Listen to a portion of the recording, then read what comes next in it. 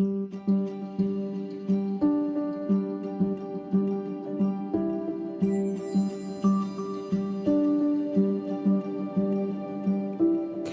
you ever experienced a God wink?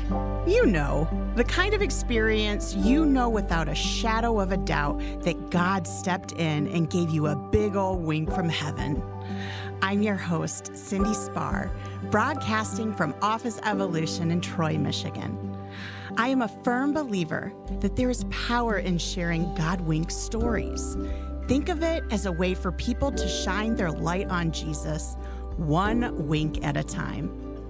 In Matthew 5:14, it says, "You are the light of the world. A city set on a hill cannot be hidden. Nor do people light a lamp and put it under a basket, but on a stand, and it gives light to all in the house. In the same way, let your light shine before others, so that they may see your good works and give glory to your Father who is in heaven."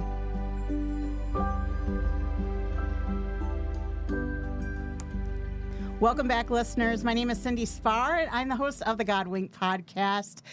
And I'm just so excited today. I'm sitting here at Office Evolution Troy in the podcast studio with a new connection that was made to me through Mike Scher. So big shout out to Mike Scher at Farm Bureau.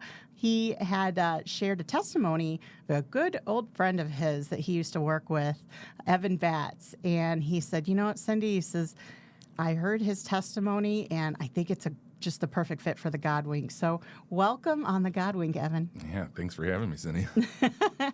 So I think it's your first time on the podcast. It is. Well, Welcome. I hope I do you proud of this absolutely. experience. I'm so glad to be here. You know, it took a lot for us to get here, huh? So. It did. Yeah.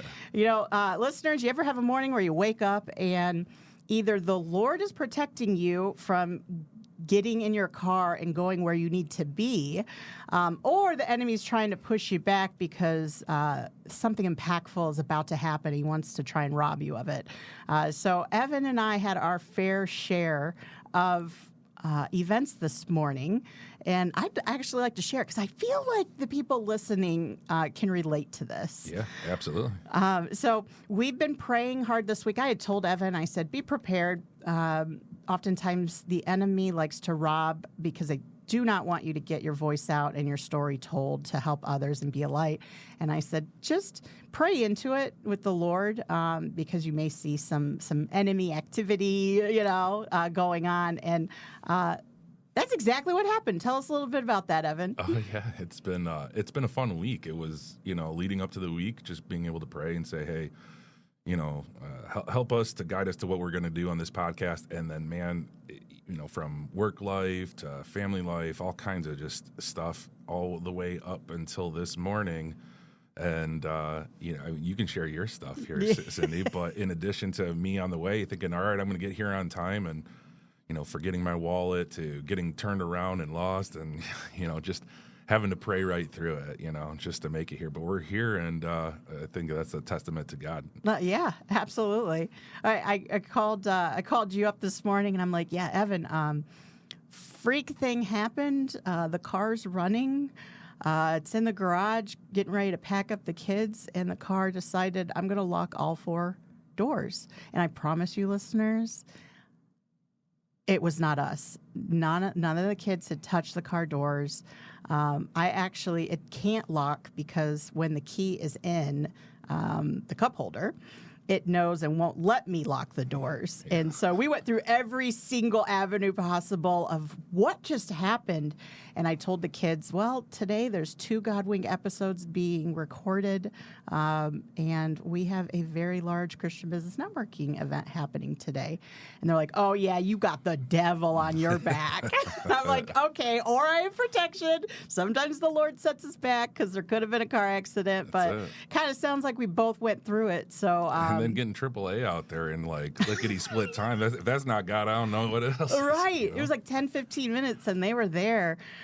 So it just, it encourages me, I'm sure with you too, Evan, of, who is going to be listening that needs to hear this? Because God really kind of sets us in a place where we're like, you're doing something, Lord. What are you doing here? I'm excited to see it. Absolutely.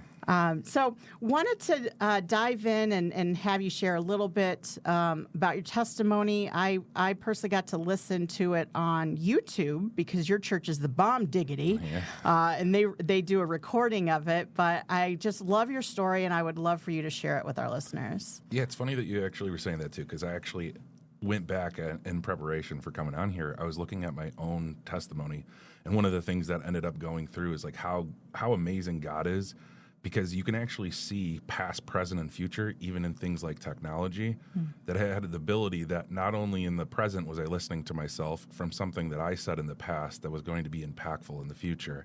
So I'm literally testifying to myself to remind you that you're not a fraud, you're not all these things. You can actually, you are here for a reason. So I'm literally testifying to myself to prepare myself for today. So I just, I thought it was so funny. So, but yeah, again, I grew up in a Christian home. Parents were divorced from a young age, but they always did their best to be able to help to raise me, and they really worked well together. But they definitely instilled in me, who Jesus was and what he did.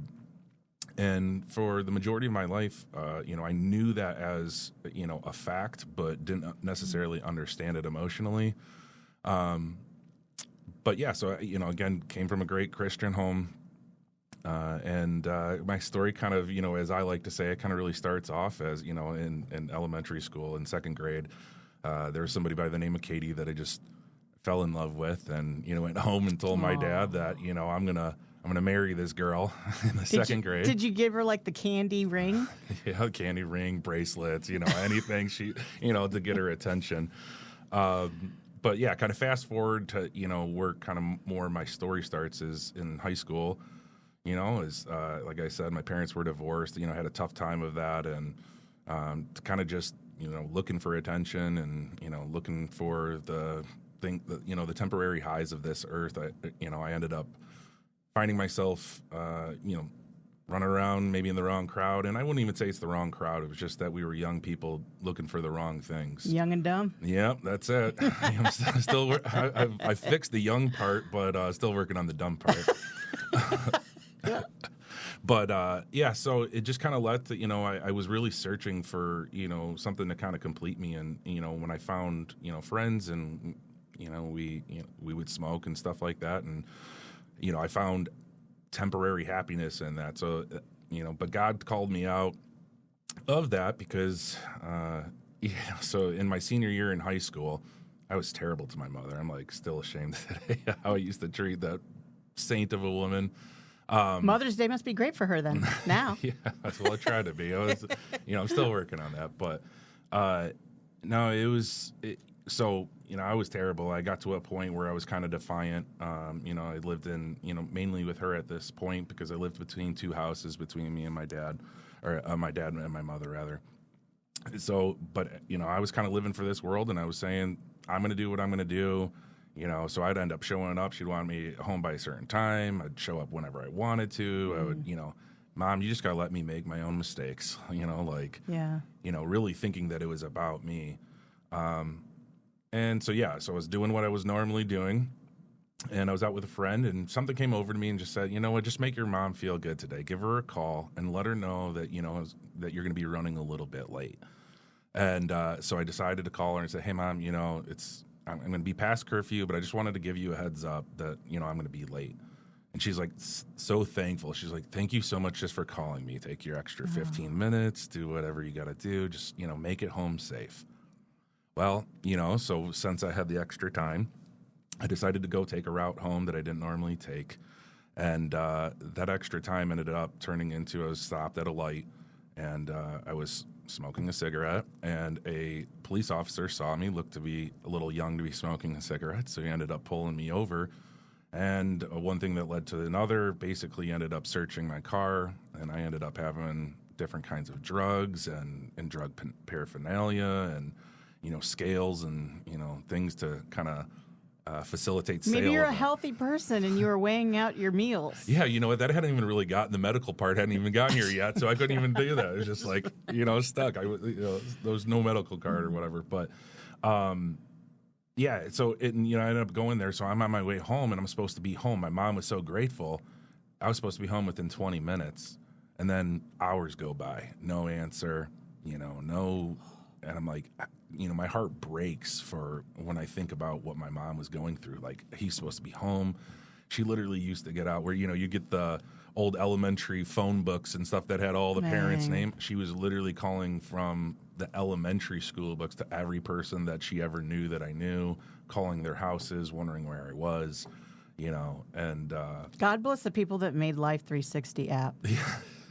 Amen. Where you can track where your kids are at. Yeah, I mean, there's negatives and positives about this technology, but it is things like that, and you kind of need that, especially in this day and age. But yeah, so the next thing my mom knew is that she's getting a call from the Grosse Pointe Woods police station, letting her know that they have her son in jail.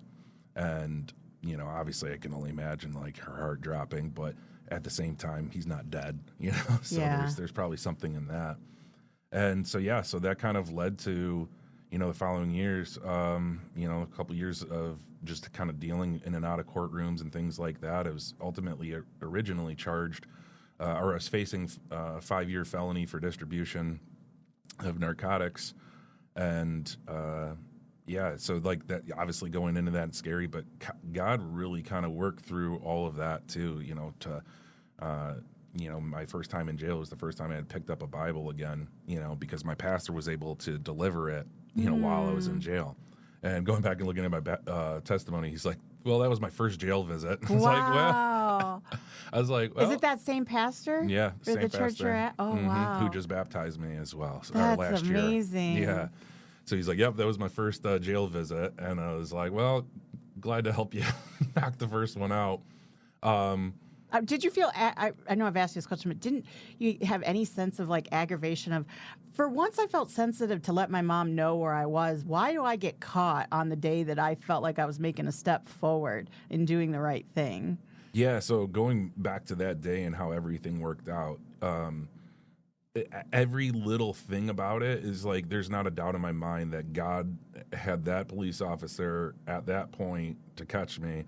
Because even the reason that allowed him to be able to search my car was because my friend left his stuff in my glove compartment, which the police officer noticed when I went to go reach for my registration. So, from I took away home that I never did, to call my mom to have that, a friend leaving his stuff in my car that led him to being able to search my car, which led him to being able to arrest me. Like, coincidences are for, those that don't know the Lord, really. Yeah. Right. How about that friend? Yeah. Well, how did he react? Like, dude, I'm sorry. Yeah. Sorry. Yeah. Sorry about that. Good luck with the rest of your life kind of thing, It's like, okay, thanks. Oh, my gosh. Yeah, no, and there's not a doubt that ended up happening, because of God. And I still look back to that day that it was probably it was one of the most impactful that I can say, like, hey, it was, I even said in my testimony, it was this action was the worst thing that ever happened to me. But you know what? When we look at like the crucifixion of Jesus Christ, it's the worst sin that's ever happened in the history of this earth. But it's the best thing that ever happened for us. Right. So if Jesus can make the worst thing the best thing, then he can definitely take, my failures, the worst things that ever happened, and turn them, for his glory. So it's like, so it's like, again, look at how he operates already. Is he takes the worst, the lowly, and what he can turn us into. Yeah. By the way, I'd love to see that Bible someday, because I bet there's so much probably highlighting and different stuff. Yeah, now it's more technology now, so now it's all in my app here. But I'm just trying to get with the times. Yeah. No, but so it ended up going on where I was facing a 5-year felony, like I was saying, and through the grace of God, he provided a lawyer, and while teaching those lessons, for the ones that the Lord loves, he disciplines, So I didn't know that I had all this money that was saved up for my graduation and got all used for lawyer fees. Wow. Yeah. So and again, in this moment of like, but thank God I had that. And through the grace of God, it all ended up turning into where, I had, probation, and, then my record was wiped clean. So I have no record that, anything was going on because it was through a certain program. If I had this happen at 19, I wouldn't have been in the same position because it was only for, those that are under 18 years old. And I was like 17 and a half when it happened. Dang. Yeah. So, and through the grace of God, was able to go out, never spend another day. I spent 3 days in the original holding cell, but never spent another day in jail through the grace of God. Praise God. Yeah. Amen. So yeah, like at the same time, well, now this is going on. You can imagine a senior in high school who used to go and hang out and smoke with everybody, and who's now on probation and can't do those things. Nobody wants to hang out with that kid. Oh, it's good. But. Yeah, it was very good because it ended up leading at the same time. There was somebody in my high school by the name of Katie who ended up having a child in high school. And as you can also imagine, as people who have a child in high school also aren't able to go all the parties and all the things that are going on. And so me and this girl, Katie, ended up finding ourselves kind of alone. And that, no one else kind of felt a little bit abandoned by the friends that, were there, but they were kind of still in the lives that they were in at that time. And kind of ended up leading each other to where we ended up kind of getting together rather. And so, about a year or so later, I go to my mom and I say, "Hey Mom, that girl that had the kid in high school? Well, I love her and I'm going to marry her at the age of 19. That's my boy. And she was not quite as excited as I originally was. I had a hard time figuring that out. I could see a little bit more now why. But no, I kid. But, we ended up getting engaged, and we ended up, a couple years later, ended up getting married as well. So I decided, that we were going to be a family together. And it's just funny how it works because, my wife had she had a full ride to college for softball. I was going to go off and do other things. And, all the way I still look back to that, like, second grade. The reason I said it is because I didn't talk about it as something I desired, but from, like, a place of, like, knowledge. That's how it felt. And then sure enough, I look back now and I still, like, it kind of confirms it to me because how else did all these things happen, right? So, oh, yeah, yeah. But there we were, in our early 20s with a kid and broke. Dang. And, so we ended up I ended up having to work 2 jobs while going to school. And, at one point I was working, for a little over a year, I was working 2 jobs, 7 days a week, almost 70 hours a week to, just to be able to put food on the table because I wasn't making any money. It was, Wow. So, and then. You got grit. Mm-hmm. Well, and again, all through the power of God, like, it's, I look back and we talk about these God winks and it's like, my whole life is a God wink, like, and it's not about me. It's, I couldn't have done it without the guidance. And so, yeah, I mean, we ended up just kind of pushing through. And so at this point in time, I'm, I know logically that, Jesus Christ existed and that he died for sins, but, we really didn't have a super close relationship, but, we kind of kept on, pushing through. And so I end up going to work for my dad and, he keeps on kind of pushing us through. And, I just remember at that time, we were also, we're young, we're broke, not ready for another child yet. And, we asked, God, if it's your desire, let it happen, but we're not trying kind of thing. And a couple days later after this prayer, along came a second child, right? Just to kind of, it's like, oh, God, wow. Is this really what you're saying? Like, we're still young and dumb and broke. Like, I was like, all right, and sure enough, I actually didn't want to go work for my dad prior to that. And then my dad, within 24 hours of me finding out that our child was on the way, or that my wife was pregnant, rather, he ended up calling as a last-ditch effort to offer me the job one more time. Oh. Yeah. Dang. Yeah, and I'm like, thanks, Dad. That's it. And I'm like, well, I need it now. I know. So, yep, ended up going and working for my dad for a little while and while finishing up school and basically worked for him up until I got my bachelor's degree. And there I also met, as you had mentioned earlier, a friend of mine by the name of Mike Scher. And, so we're sitting, I had just graduated. I'm trying to actually apply for government jobs. I have no idea what God's wanting. I know that ultimately with my dad is not my ultimate desire for the end. And so I'm like, all right, just guide me. And so I'm going to apply for a government job because obviously, nice security and wages, and thinking that, hey, man, this could really change my family's future. And so I actually get the opportunity to be able to do that, and I apply, and I get kind of through the first round, and then they start asking security questions. And on the security question, it says have you ever been arrested? And so I was like, or have you ever been charged with a felony was the first question. And I was like, well, I'm calling up the lawyers being like, was I actually charged? Is it scratched? Is it off the record? Yeah, it was off the record. Would they know? Is it really a felony, or kind of did it get pleaded? So I go through all those questions, and then the next question is, okay, but have you ever been charged? They want to know it all. Oh, golly, I'm like, and I toiled over that. I don't know. Was I now technically charged? Okay, yes, I guess I was charged. But would they know? How would they know? All right, then I have to give a cliffhanger. We're going to take a quick break, and we're going to find out if, Evan, you chose to tell the truth on that application or not. So, listeners, stick with us. We will be right back with you. Hey, Godwink listeners. This is Denise from My Hair Growth Clinic, where I help both men and women facing hair thinning, shedding, bald spots, or scalp issues. Whether it's caused by hormones like postpartum or thyroid issues, stress, surgery, sickness, or genetics, I offer real solutions that get to the root of the problem.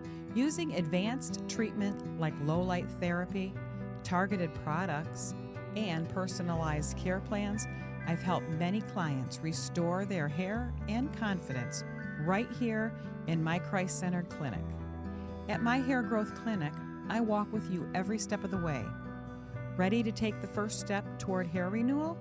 Visit myhairgrowthclinic.com or click the link within today's podcast notes to book your private consultation today. Don't forget to mention the Godwink podcast to receive a 10% discount on products and services.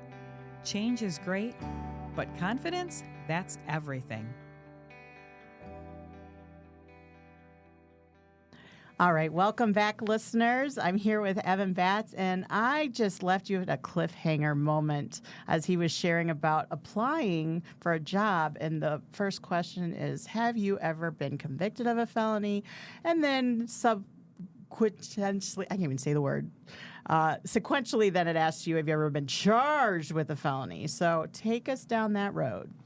Yeah, so again, I struggled with this because it had always been told to me up until that point, your record is wiped clean. But then I'm thinking, but would the government know? Are they going to have access? This is supposed to be sealed.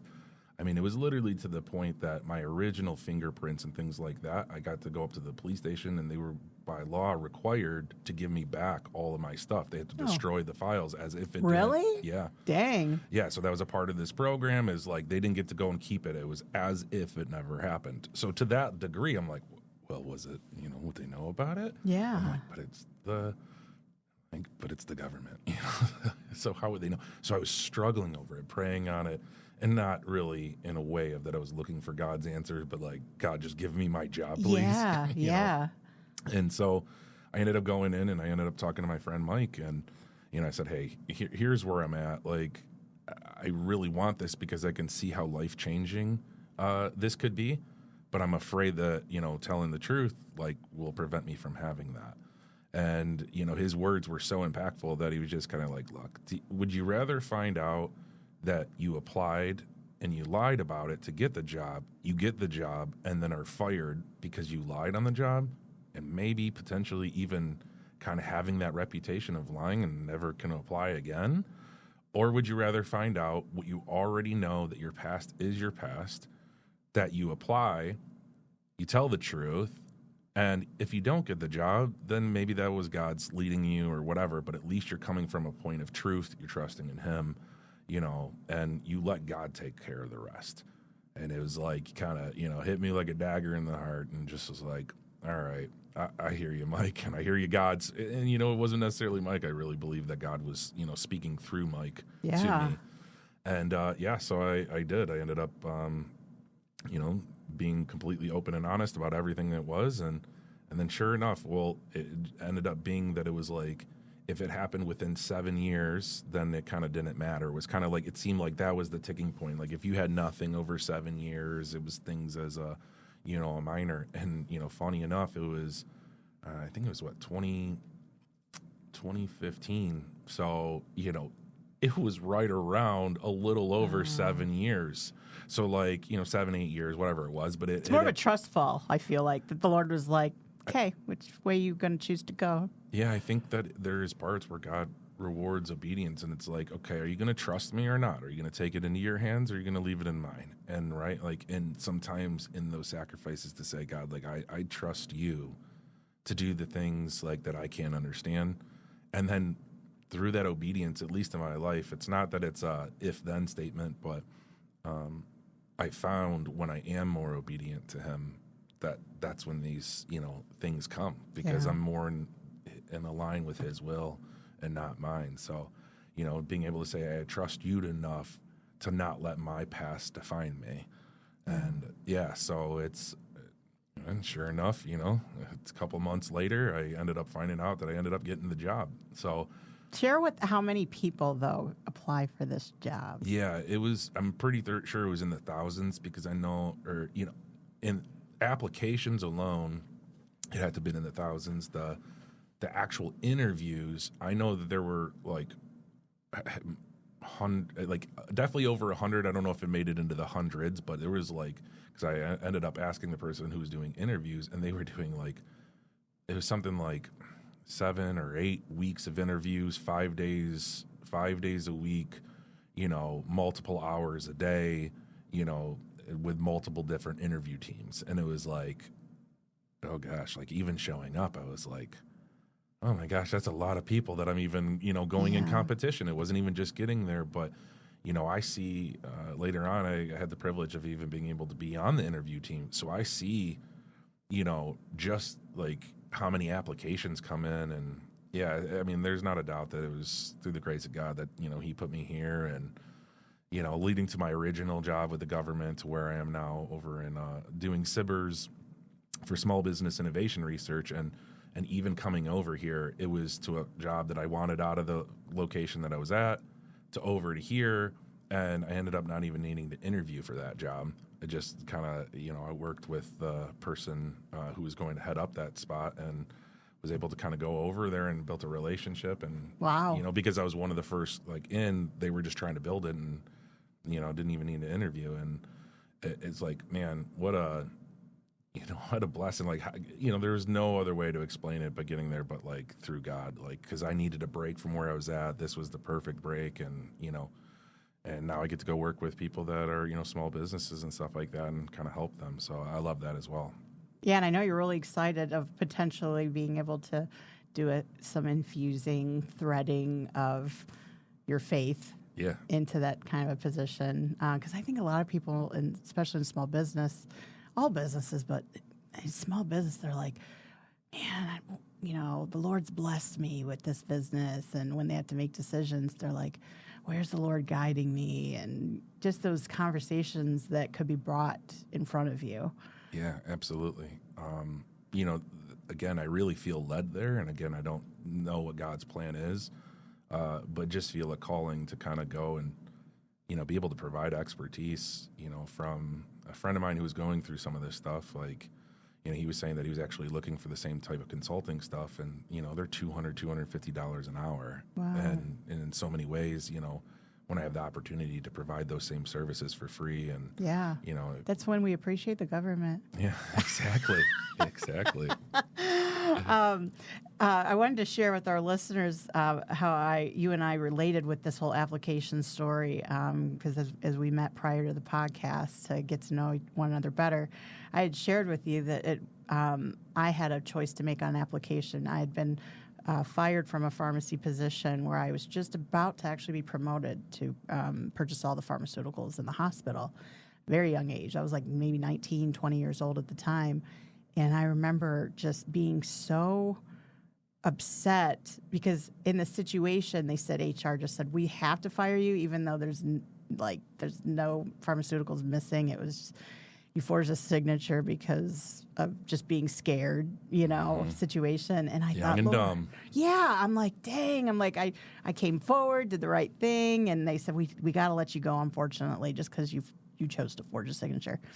And it's one of those God stories I'll never forget of all applications for pharmacy technicians said, have you ever been fired?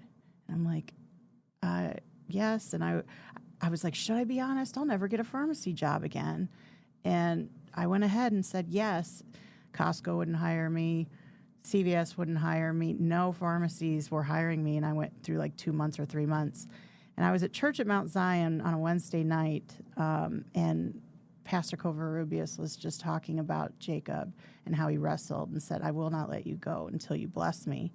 And so I pleaded it on my way home, driving from Clarkston to Chesterfield. And I was like, Lord, I will not let you go. I know there's consequences here, but what's next? Like, how do we move forward? And I fell asleep that night. And in the dream, one of the store managers I had at Walgreens, his name was David Thompson, he put his arm out and he said, come into the Bethesda sanctuary, which is where I got born again. And I said, no, because I'm angry with God. And he's like, leave it behind and just walk into the sanctuary. And when I took his hand to walk in the big sanctuary, my phone rings in reality that wakes me up, and it's Dave Thompson, who I hadn't talked to in a long time. And he said, hey, they've got some new opportunities here, and I think you may be a good fit. They're like training type. You'd be in like a training position. And mind you, I had worked for Walgreens since I had been 16 years old. So what was that, like 3 years or so? And I loved training people. And I applied for the job, and it said, have you ever been fired? And I told the truth. Yes. And they hired me. And a little while later, I had been a trainer for a while. We went from having 17 stores to like 35 stores to 72 stores. When I was done, it was like a regional position, and we had like 260 stores or something like that. But I remember asking my 2 supervisors, I was like, hey, did you guys ever notice my application said I'd been fired? And they looked at me like, what? And I said, it was on my application. I was just kind of shocked. I mean, I seriously I didn't steal narcotics or anything like that, but I said, I was surprised you hired me. And they looked at each other and they're like, did you see it? And they're like, no. Did you see it? And they're like, no. And I'm like, whoa, the Lord can lead a blind eye. Yeah, sure can. Golly.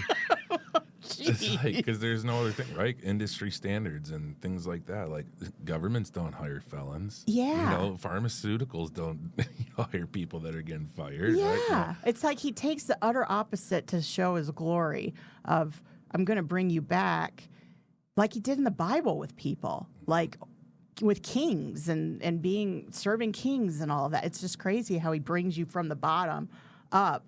A laughable situation like David against Goliath, like anyone would have said, like, ridiculous. Yeah, right. But that doesn't apply to an all-powerful, all-knowing God. No.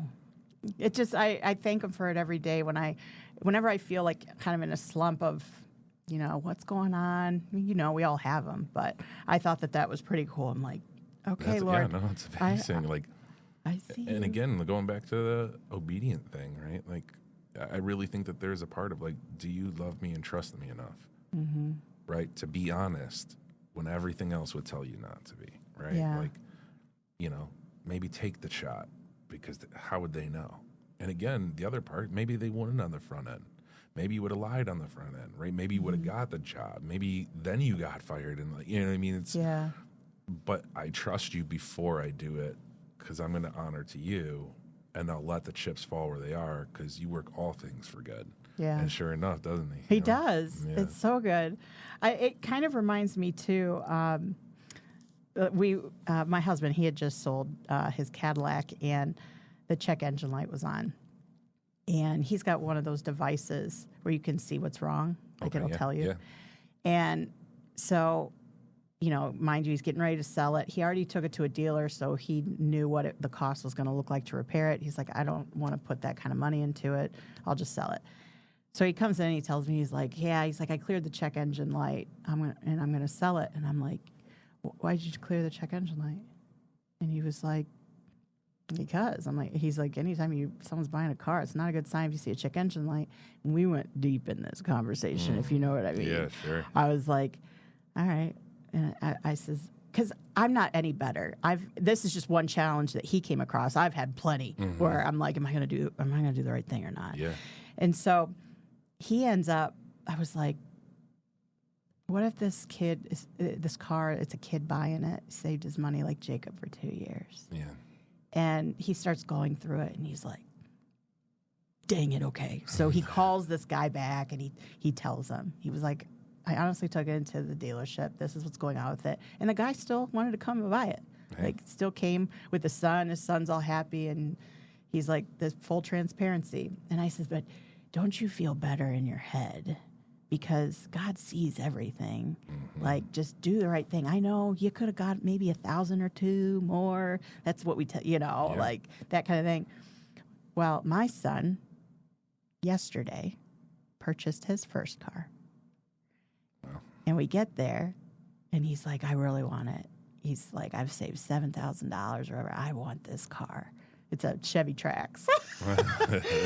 And he's like, yeah, every kid's dream. I know, right? And so he's like, I really want it. And I'm like, okay. So I'm in the car with him. My husband's driving our other car back, right? Yesterday, we go to fill it up. And then we go to start the car and struggle to start the car, and the check engine light comes on. And I said, I came home and I told my husband, I go, the check engine light came on. And he was like, what? And I go, but I still believe that the Lord's got this, because you do what's right? You know, like, he always makes good of things. Yeah. And it is running fine. I don't know. We'll see what it was. Maybe it was because we filled it up with gas and there's air. Yeah. I have no idea. Yeah. But we have choices, listeners, to make the right decision and go God's way versus create our own strategies for personal gain, right? And I will argue that it's so tough to do because we live in the flesh, right? So it's like, you know, it's the spirit that guides us, but we are in this body of sin, and it's easy to do that. It's our, sometimes that fleshy desire, but every single time, if you go back and you're like, I did the right thing, not for me, out of him, one, how many times does it benefit you that you can clearly see?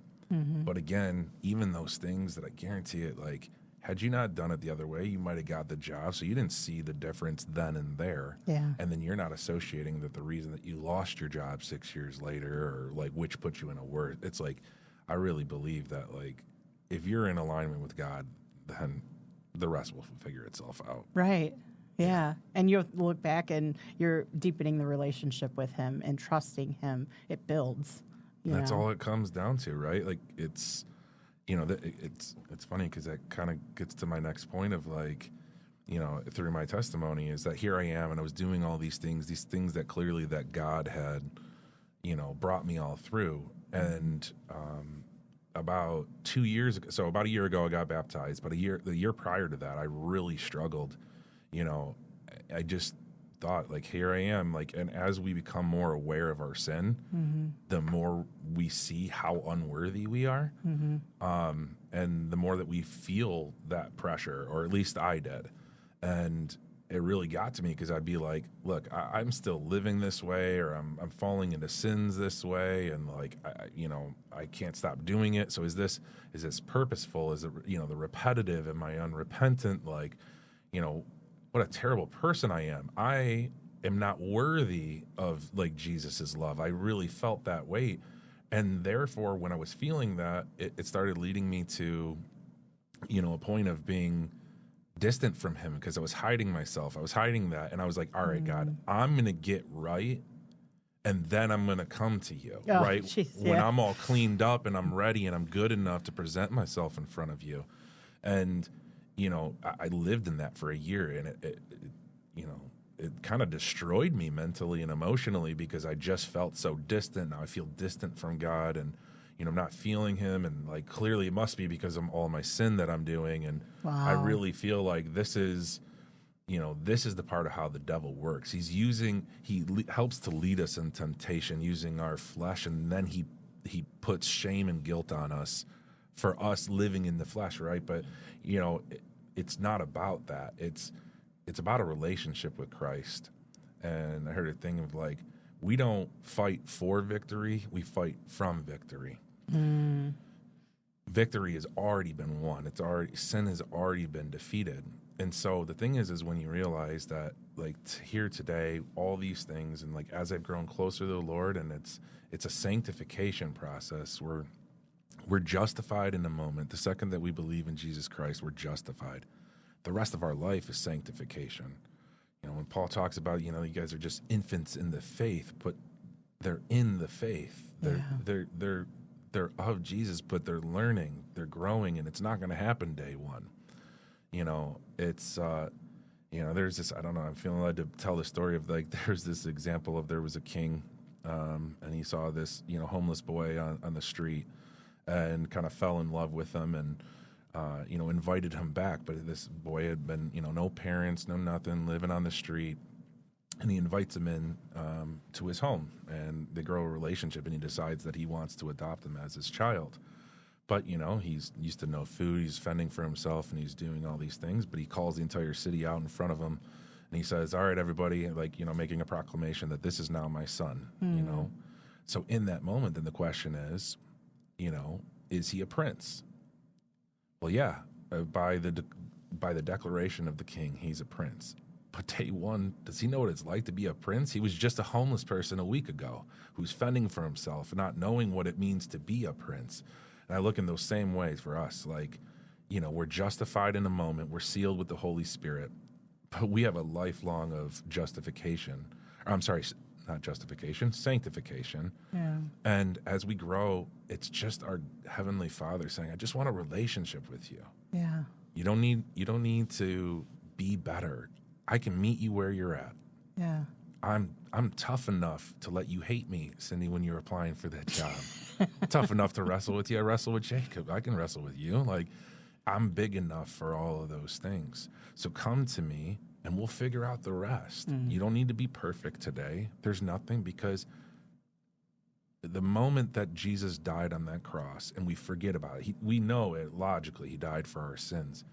But do you truly understand when he died for all of them, past, present, future, they're already up on there. They're hung up on that cross. So there's nothing more for you to do from a justification. He's already paid for them. Yeah. But do you believe that his sacrifice truly paid for them? Was it enough? Or did you need Jesus plus a couple extra good works, right? Yeah. Because then when you start getting into that part, it's like, well, how much good works? Right. Is it 5%? Is it 10% on you? If it's not 100% on Jesus, then it's not enough. Yeah. And so these things are the things that I started to learn about, like, in the same way that I don't act right so that my wife will love me. My wife loves me, so therefore I want to be better. Yeah. Right? So we're not in this part of that, because I think this gets messed up. That's where I just lived for so long. And it's actually the thing that takes us away from Jesus, is because our shame and guilt, we're allowing it. That's how the devil, we're against, spirits and principalities and the things that run this earth, and they're going to use that. But you've already been justified. Let God work on the sanctification later, but come to him. Talk about, I'm sinning and I can't stop. Yeah. And I was led to this part, in Romans, like, as good as the Gospels are, for a new believer and things like that, of course, they're absolutely important. But I was like, even sometimes just looking through Romans 6, 7, and 8, for those that are struggling with sin, who keep on finding themselves in the same place over and over again, find themselves bearing themselves in their own shame and guilt, and there's no way that an infant God could love this. I find that he talks about in 6, 7, and 8, talks about, yes, we find that the law is good because it helps us to understand what is right and wrong. But when we're in the Spirit, it's no longer us that sins, but sin that dwells within us, right? So I want to do the things, I want to do things, but I have the inability to carry it out. The things I want to do, I do don't not do. It was on the radio this morning here about Paul. That's so funny because the thing is, I've been asking God what to talk about, and this has been on my heart. No then this way. morning was finally kind of revealed Romans 6, 7, and 8. Oh gosh, that's amazing. Yeah, and that's this. This is where it all comes to. It's like, okay, you're under the Spirit, you believe in Christ, justified in a moment, so you're sealed, you're there. But believe that you truly have to believe it was enough. And when you do, now you're just an infant in faith. Let's learn what it means to be an adult, what a relationship. And so to that part of saying, I do the things that I don't want to do, and the things that I want to do, I don't do. Yeah. A wretched sinner am I, right? Like, you say it better than I do. Yeah, that's what the radio said. Yeah, exactly. But no, and that's the part where it's just like, again, it's so important. And that is what led me to my testimony, and just remember thinking like, man, like, God, what are you asking me to say? And, for any of your listeners that are here, just for us to get here, we talked about it. It took from me having a friendship with somebody that you later went to church with, who like I said, up until a couple months ago, it had been a while since we had talked. And the first time I ran into him, I shared my testimony. That led to you coming to me, right? Then we're fighting through all this in here. So just like it took us to get here, all your listeners, I'm sure, that have a certain part of what did it take for them to get here, to get to this point, and even into the podcast. And I would say that, I felt like God is saying, like, son and daughter, like, I love you. I just want to have a relationship with you. I can meet you at where you're at. You don't need to clean up yourself. There's nothing for you to do, and no good dwells within you, so you can't change that. But if you invite me into a relationship, I can dwell in you, and I can help you do the impossible things. So I love you where you're at. I see you. I believe in you. I have all the faith in you, and I know you can do great things. And that's it. That's all of our relationship is, or this faith is just boiled down to a relationship with a Father. That's it. No condemnation. Yes, man. Guys, I don't know who this is for, but it was definitely for me. Amen. Such encouragement. Hey, listen, if today's podcast really resonates with you, or God brought someone to mind, top of mind, while you're hearing this, that you believe needs to hear Evan's message today, please share the link with them, share the podcast link with them. We would love to hear how this has impacted you listening in today. Feel free to leave comments and follow us with the God Wink. We also love to get other God Wink stories on here as well, because they are your testimony, and God has asked that you not put it under a bushel, but that you actually be a light and encouragement to others. So, Evan, thank you so much for being with me today on the podcast. Before we head out, what is one way that our listeners can connect with you?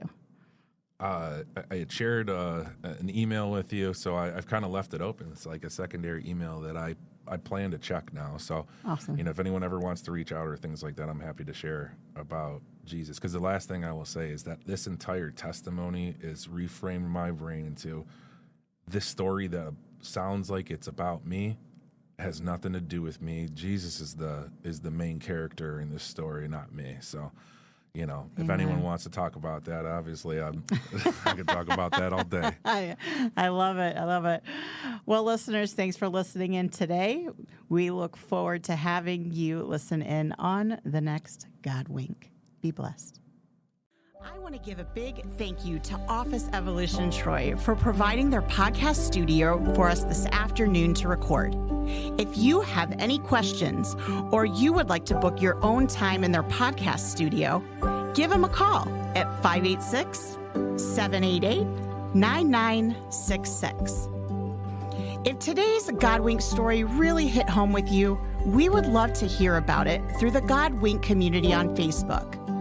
If you know of someone that needs to hear today's God Wink story, show them some love and tag them on the God Wink podcast. You never know how a God Wink story might change their day around for the better. If you or someone you know has a God Wink story that the world needs to hear, we want to hear it. Simply click the link within the podcast notes to send in your God Wink story. Until next time, remember, God's got you. Wink, wink.